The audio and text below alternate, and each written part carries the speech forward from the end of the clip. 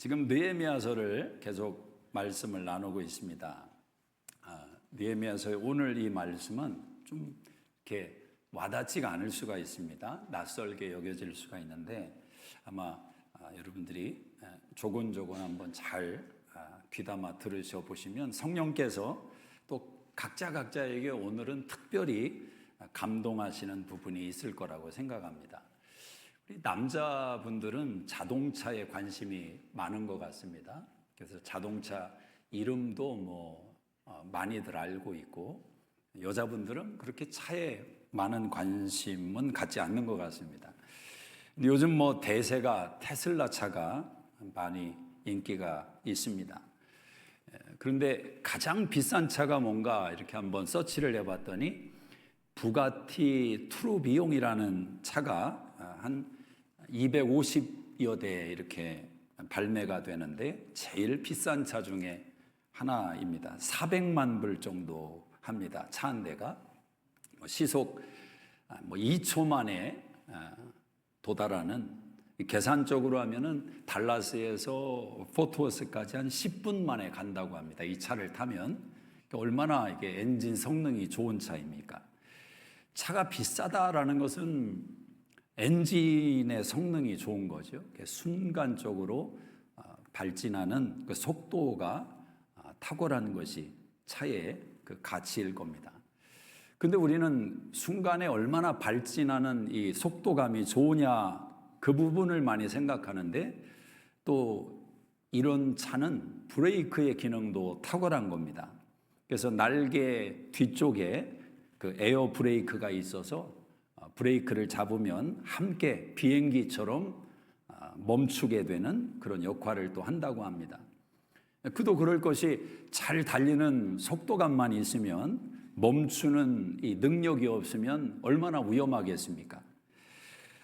우리네 인생도 가만히 보면 달려가는 것과 멈추는 것 사이에서 얼마나 균형을 잘 갖추고 있느냐에 따라서 건강한 인생이냐, 또 건강하지 못한 인생이냐 구분이 되기도 합니다.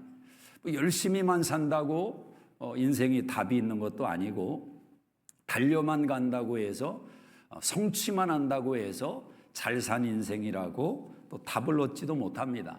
왜냐하면 브레이크가 안 들어서 한순간에 이탈하는 인생도 많기 때문에 그렇습니다. 오늘 본문은 이스라엘 백성들이 성벽을 재건하고 하나님 앞에 모여서 율법을 경청했습니다. 그때 그들의 마음에 깨달음이 왔는지 백성들이 눈물을 흘리며 하나님 앞에 반응을 했습니다. 그때 느헤미야가 갑자기 울지 마라, 오늘은 성일이니 너희가 먹고 마시며 하나님을 기뻐하라고 이야기를 했습니다.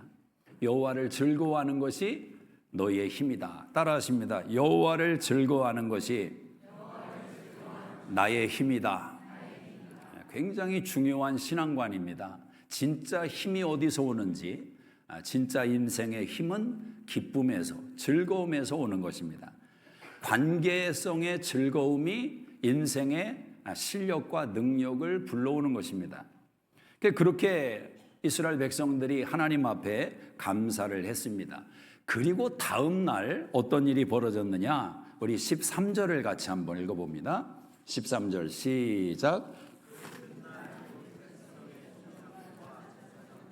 레위 사람들이 율법의 말씀을 밝히 알고자 하여 학사 에스라에게 모여서 율법에 기록된 바를 본즉 여호와께서 모세를 통하여 명령하시기를 이스라엘 자손은 7째 달 절기에 초막에서 거할지니라 하였고, 바로 다음 날 뭇 백성의 족장들과 또 제사장들과 레위 사람들이 나름대로 리더의 역할을 감당하는 사람들입니다.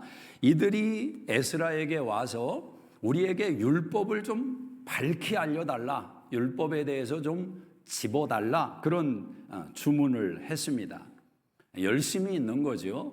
어제 율법을 통해서 큰 깨달음을 얻고 하나님 앞에 감사했던 그들이 다음 날이 되자 또 하나님 말씀을 깨닫기 위해서 다가서고 있는, 가만히 보면 열심 있는 사람이 또 열심을 내는 겁니다.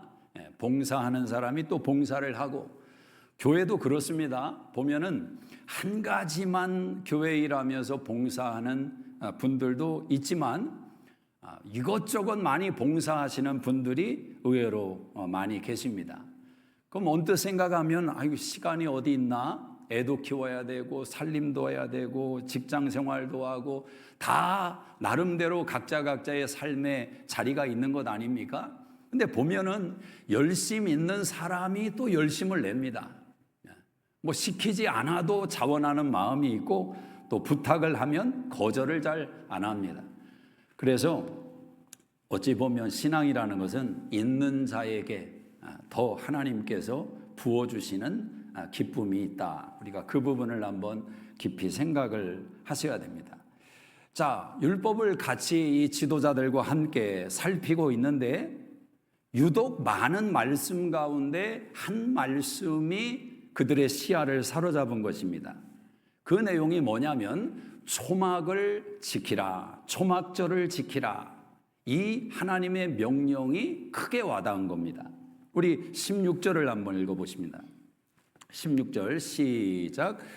백성이 이에 나가서 나뭇가지를 혹은 지붕 위에 혹은 뜰 안에 혹은 하나님의 전뜰에 혹은 숨은 광장에 혹은 에브라임 문 광장에 초막을 짓되 15절 하반절에 보면 기록한 바를 따라 초막을 지으라 하라 한지라.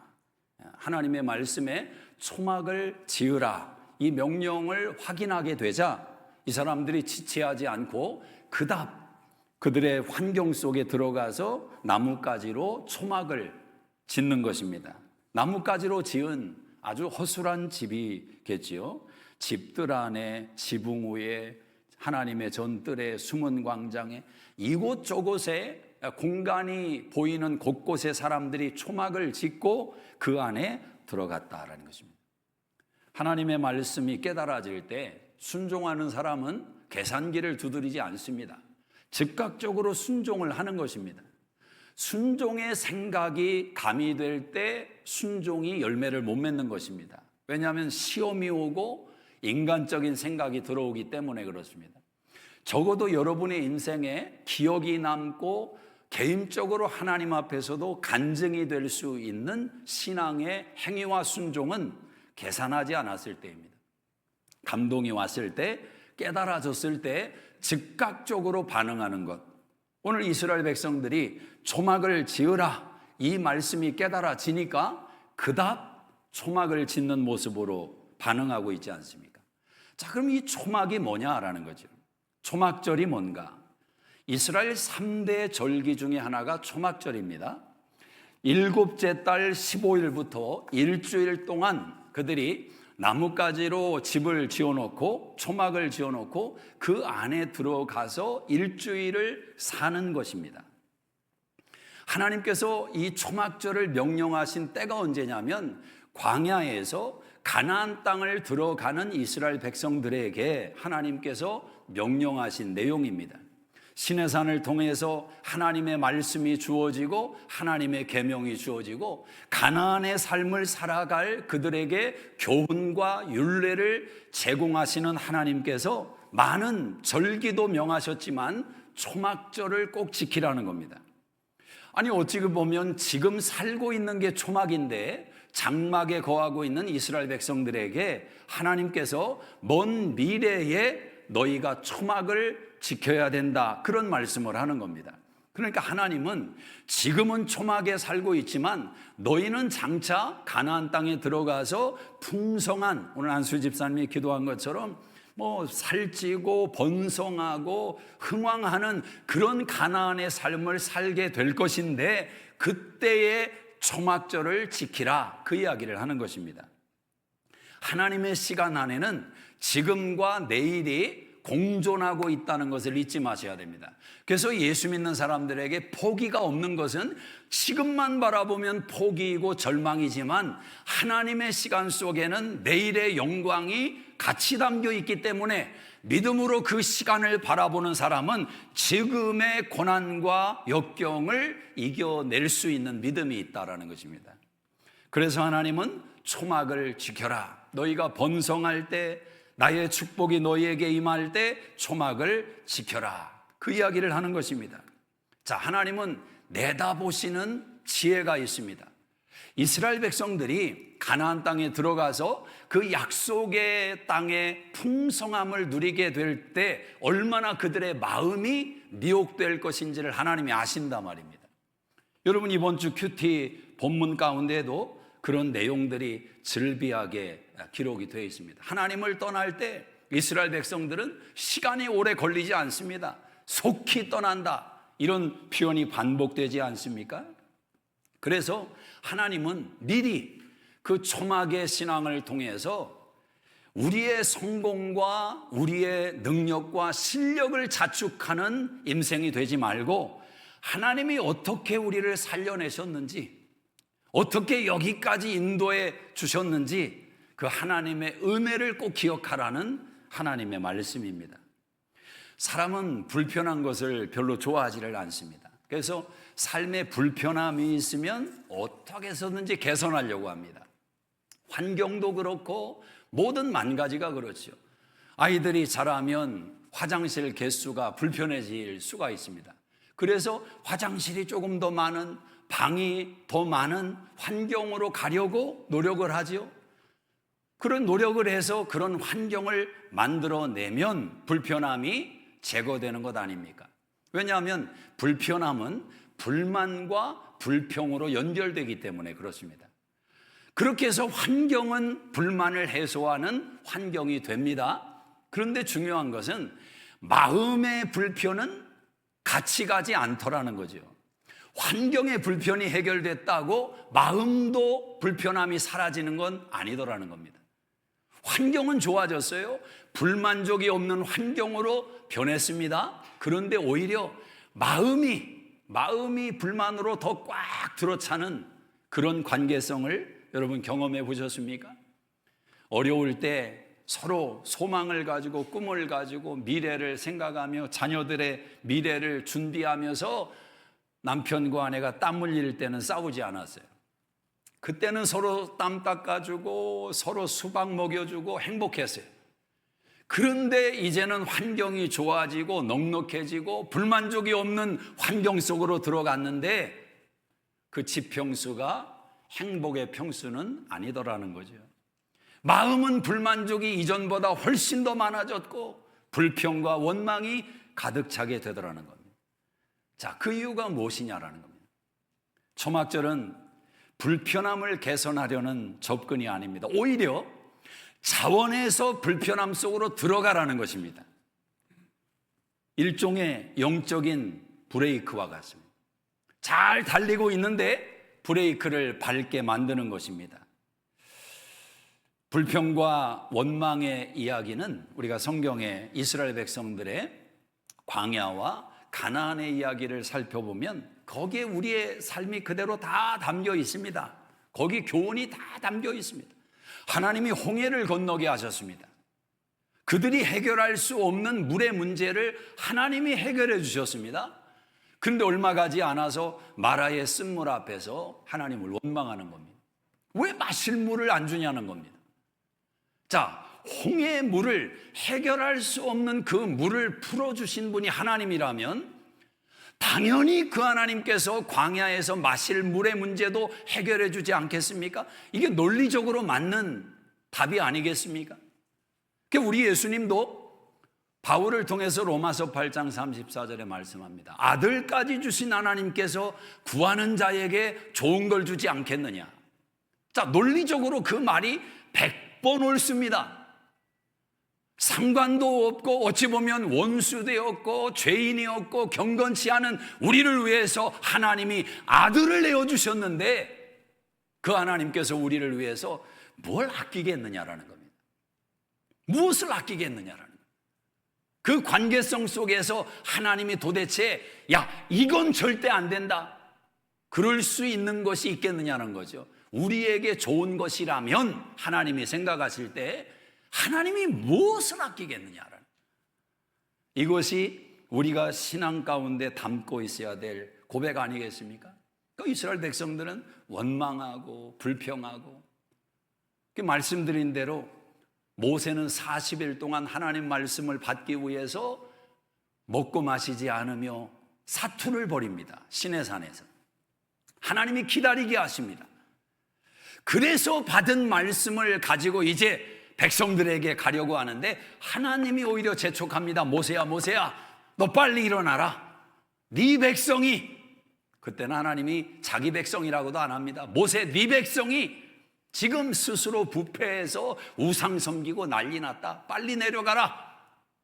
모세가 내려가 보니까 이게 웬일입니까? 금송아지 만들어 놓고 우리를 애굽에서 인도해냈다고 박수치고 춤을 추고 찬양을 하고 있습니다. 모세가 화가 나서 돌판을 던져버렸습니다. 깨져버렸습니다. 다시 모세가 올라갑니다. 40일을 또 하나님께 씨름을 벌입니다. 자, 하나님은 우리에게 사랑의 말씀, 교훈의 말씀, 생명의 말씀을 주시기 위해서 하나님의 사람인 모세를 40일이나 2번이나 모세를 붙들고 그 씨름을 벌입니다. 그래서 주신 말씀, 그 말씀이 신약에 오니까 우리 예수님이 되더라 말입니다. 하나님은 그 예수님을 우리에게 주시기 위해서 얼마나 많은 시간을, 얼마나 많은 사람을 동원해서, 히브리서 1장 1절 이하의 말씀처럼 선지자들을 보내고 수많은 종들을 보내면서 계속 말씀하신 하나님, 나중에는 아들로서 말씀하신 그 하나님. 하나님은 그렇게 사랑의 기간을 들여서 우리를 자녀 삼고 만들어 가시기를 원하시는데, 이스라엘 백성들은 하나님 찬양할 때는 두 손 두 발 다 들더니 돌아설 때는 순식간에, 성경은 그렇게 말씀합니다. 속히, 하여튼 등을 돌릴 때는 언제 그랬느냐는 찬바람이 확 나는 거예요. 획 돌아서는 것입니다. 내가 언제 하나님을 섬겼냐고, 하나님이 언제 나를 도와줬냐고, 하나님을 떠나는 인생이 우리더라. 그래서 하나님은 오늘 초막을 명하시는 겁니다. 브레이크를 잡게 하시는 겁니다. 하나님의 은혜로 포로지에서 돌아오지 않았습니까? 이스라엘 백성들이 성벽을 재건하게 됩니다. 그들이 깨닫게 되는 내용이 무엇입니까? 누가 주인이냐? 우리 인생의 주인이 누구냐? 정말 의지해야 될 분이 누구냐? 하나님이 주인이시고 하나님을 의지해야 된다는 이 생각으로 다시 돌아오게 되는 겁니다. 이게 바로 초막의 신앙이다라는 것입니다. 영적인 브레이크입니다. 한 주밖에 안 되는 시간이지만 그 한 주의 초막살이를 통해서 이스라엘 백성들은 과거의 자신들의 살아온 삶과 앞으로 살아갈 미래를 그 한 주의 초막절을 통해서 다시 재정비를 하는 것입니다. 하나님께서 그 초막에 은혜를 부어주시는데 어떤 은혜를 부어주십니까? 17절을 한번 읽어봅니다. 17절 시작. 사로잡혔다가 돌아온 회중이 다 초막을 짓고 그 안에서 거하니 눈의 아들 여호수아 때로부터 그날까지 이스라엘 자손이 이같이 행한 일이 없었으므로 이에 크게 기뻐하며 에스라는 첫날부터 끝날까지 날마다 하나님의 율법책을 낭독하고. 기뻐해도 어떻게 기뻐하냐? 크게 기뻐했다. 하나님의 기쁨이 여호와를 즐거워하는 것이 너희의 힘이니라 말씀을 하셨는데 하나님의 기쁨이 그들에게 크게 밀려왔다라는 것입니다. 초막은 불편한 공간입니다. 자원에서 들어간 불편한 일주일의 삶입니다. 그런데 충만한 공간으로 되살아나더라는 거죠. 환경이 변하는 게 아니라 마음이 변하는 것입니다. 영적인 브레이크를 밟으면 하나님께서 그 인생 가운데 부어주시는 마음의 힘을 얻게 되더라는 것입니다. 잠시 멈춰서 내가 가는 것이 맞는 것인가? 내가 향하는 방향이 옳은 것인가? 내 인생의 끝이, 목적지가 바른 것인가? 브레이크를 밟는 것은 목적을 포기하는 게 아닙니다. 목적지를 잃어버리지 않기 위해서 다시 쉼을 갖는 것입니다. 오늘 우리의 삶에 필요한 영적인 브레이크가 무엇입니까? 여러분 삶에 분주함을 멈추는 브레이크. 너무 바빠서 기도할 수 없습니다. 이것이 우리의 멘탈이고 우리의 의식 구조일 때가 많습니다. 그러나 초막절을 갖는 사람은 너무 바쁘기 때문에 더 많이 기도해야 할 것 같습니다. 이렇게 생각이 바뀌는 것입니다. 예배와 말씀과 기도와 묵상이 일이 없는 사람들의 놀이의 시간이 아니라는 것입니다. 일이 나의 주인이 되지 않도록, 삶이 나의 주인이 되지 않도록 신앙의 결단을 내리는 것이 초막입니다. 초막은 소유를 의지하지 않는 브레이크입니다. 실제로 초막의 삶은 가난한 삶의 모습과 같습니다. 광야의 삶과 같습니다. 소유가 없어요. 가지고 갈 것도 없고 내세울 것도 없습니다. 이게 초막의 삶이라는 것입니다. 그러나 가나안의 삶은 풍성한 것입니다. 누림이 있는 것입니다. 그래서 하나님은 그 아름다운 풍성한 삶을 누리게 될 때 스스로 초막을 선택해라.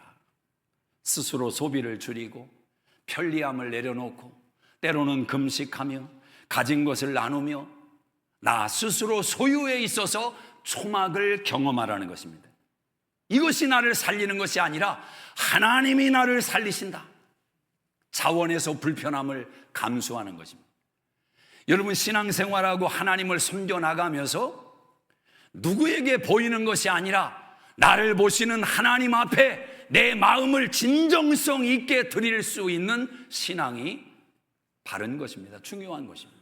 주님 앞에 섰을 때 인정받고 칭찬받는 신앙이 중요합니다. 그렇지 않습니까?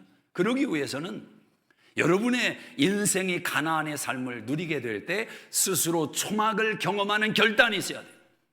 스스로 불편해지는 결단. 남는 것에서 여유에서 동냥하듯이 하나님을 섬기는 신앙으로만 가득 차면 안 됩니다. 신앙은 때때로 내가 불편해지는 것을 자원하는 결단이 필요합니다. 하나님이 은혜가 있어요.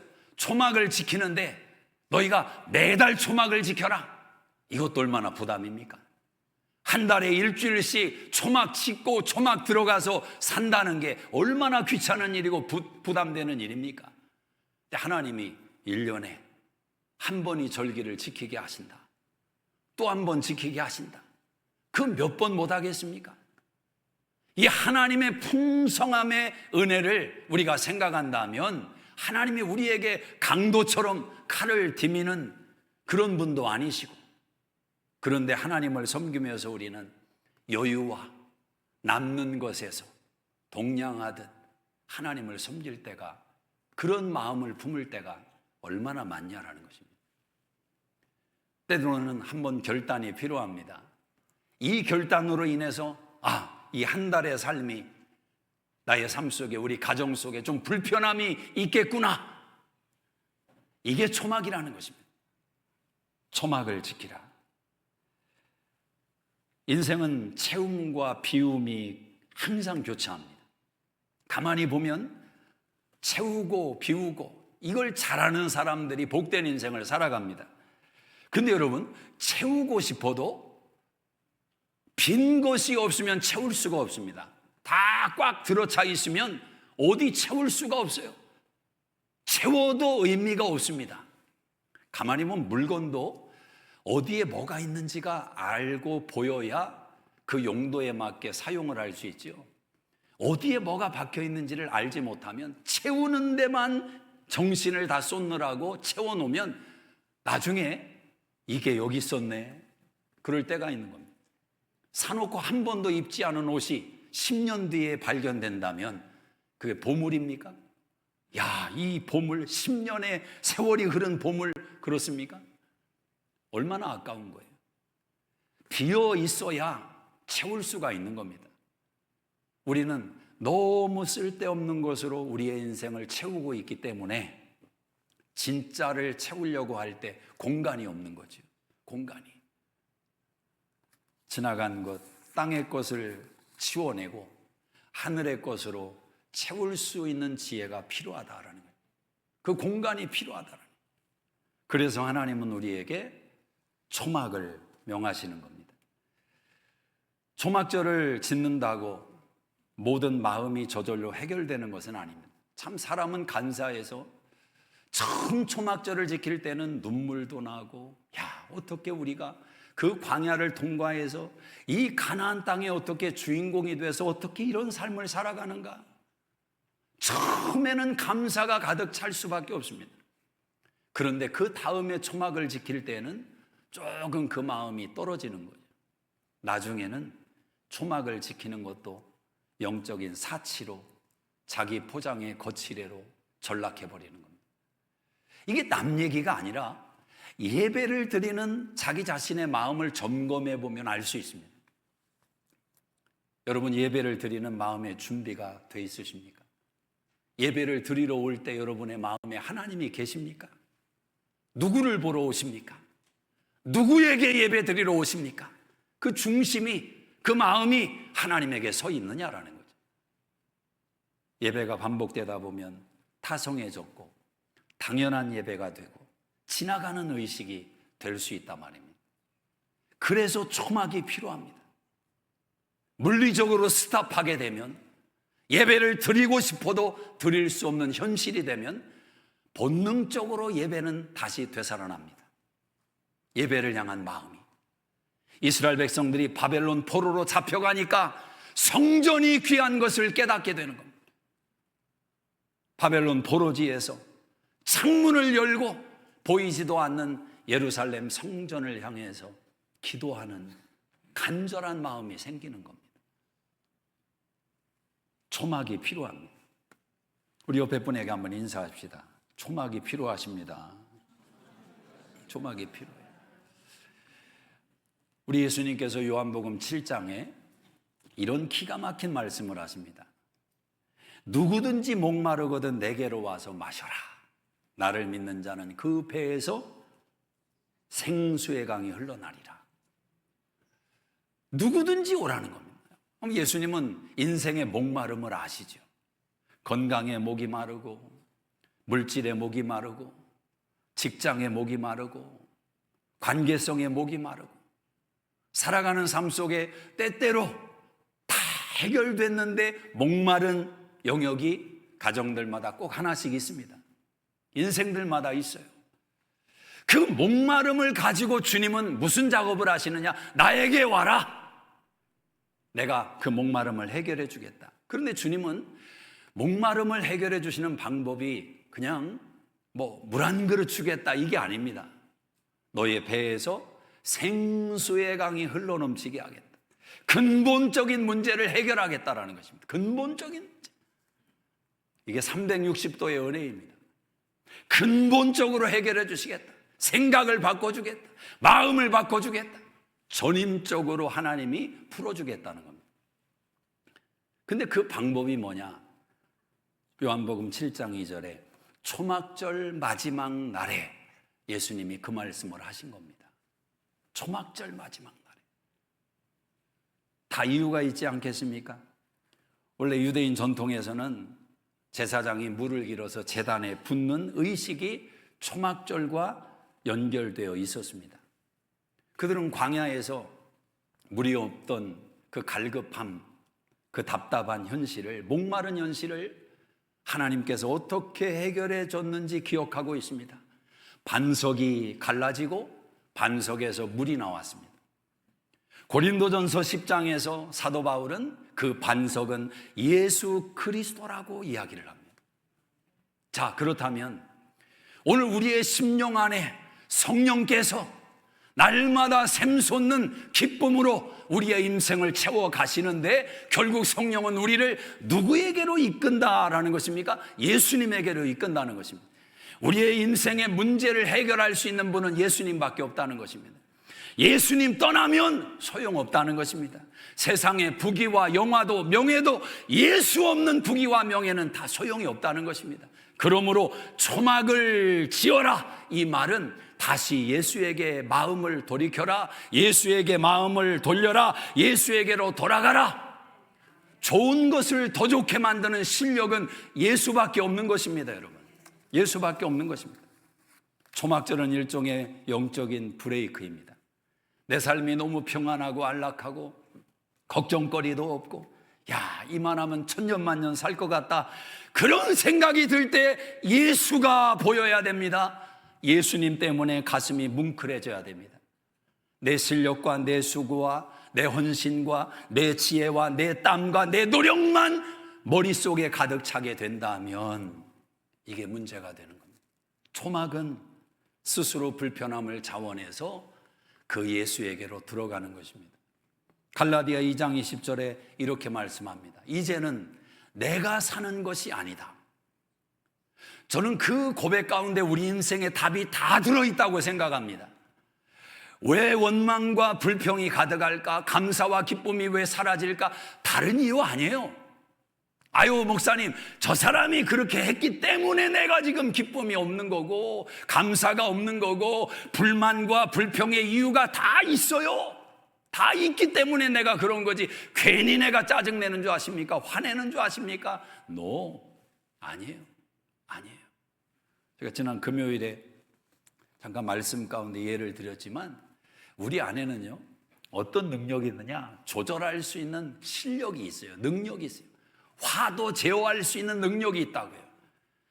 저는 감정이 한번 막 일어나면 저는 추스릴 수가 없습니다. 정말 그럴까요? 여러분이 막 자녀 혼내다가 막 죽일 똥 살똥 너 이리 와 이놈 막 욕을 하고 막 혼내다가 전화가 와요. 전화가 뭐 집사님에게 오든 목사님에게 오든. 그럼 여러분이 전화를 받고 그럴 것 같습니까? 목사님, 제가 지금 우리 아들 좀 잡고 있는데 여러분 확실히 잡은 다음에 제가 연락드릴 테니까 잠깐만 좀 끊으세요. 그럴 사람 없어요. 목사님, 어쩐 일로 전화하셨습니까? 예, 알겠습니다, 목사님. 전화 끊은 다음에 야! 너 내려와. 조절할 수 있다니까요. 핑계지? 내가 그렇게 뜻을 정하고 나는 그런 사람이다 라고 규정하니까 그런 거지. 얼마든지 우리 안에는 더 놀라운 변화와 실력의 능력이 이미 있습니다. 예수가 있는 사람들인데 내가 안 죽었으니까 아직도 그 갈등과 그 싸움을 벌이는 것 아니겠습니까? 따라하십니다. 이제는 내가 사는 것이 아닙니다. 우리 옆에 분 보면서 이렇게 고백해 보세요. 나 죽었어요. 말하기가 굉장히 부끄러우시죠? 어제도 살아서 난리를 쳤는데 목사님이 또 설교에서 이걸 하라고 하니까 가장 가까이 있는 사람들이 우리가 살아있는 걸 너무 잘 아는데 죽어가야 됩니다. 이제는 내가 사는 게 아니라 내 안에 누가 살아요? 예수가 사시는. 근데 그 다음이 중요합니다. 이제 내가 육체 가운데 사는 것은 신앙이 구름 위에서 신선노름하는 게 아닙니다. 육체 가운데 사는 거예요.